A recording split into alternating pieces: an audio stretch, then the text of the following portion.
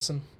Today, I just wanted to share a little bit about the importance of gifts, and that's kind of the message that I really took from 431.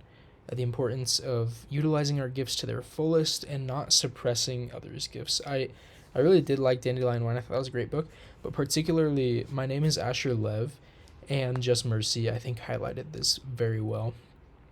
Beginning with My Name is Asher Lev, obviously that being the story about an incredibly gifted artist who his father um, kind of chose to suppress that gift. It really opened my eyes that heaven, all these gifts are from Heavenly Father, and in that book I think they called him Master of the Universe.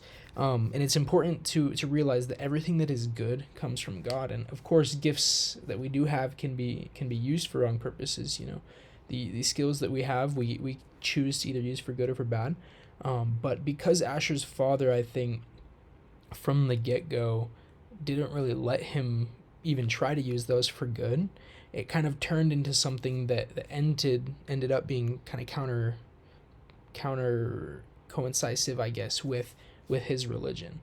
And I think had Asher's father, let Asher paint from the start and let him explore new things, he would have been able to develop those artistic skills into something that is more aligned with his Jewish faith, and something that would be less offensive to those that he loves.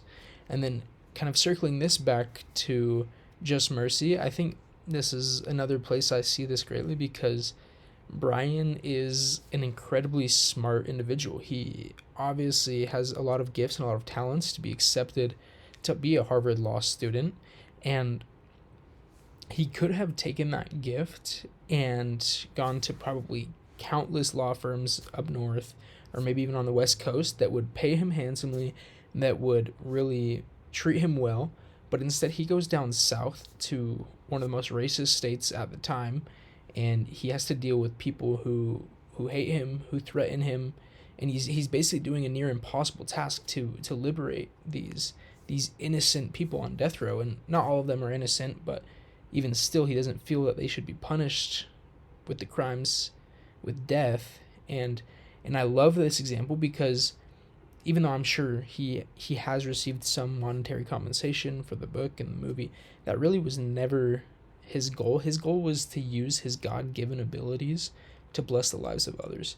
And taking these two things together, My Name is Asher Lev and Just Mercy, it's just important to me because, for example, in my patriarchal blessing, it lists out a few gifts, and I'm not going to go too into detail about what those are, but it kind of is a reminder to me that those are from Heavenly Father, and that if I use those to bless other people, I will be happier myself, and the rewards that I receive will be significantly greater.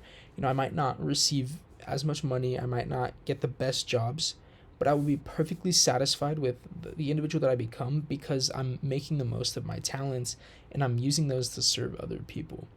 And I think, just overall, if we as a collective people focus more on helping others grow their gifts and utilizing our gifts for the blessing of other people, we would see success. I'm all for capitalism, um, but obviously, like, in a socialist society, the idea is that everyone does their part.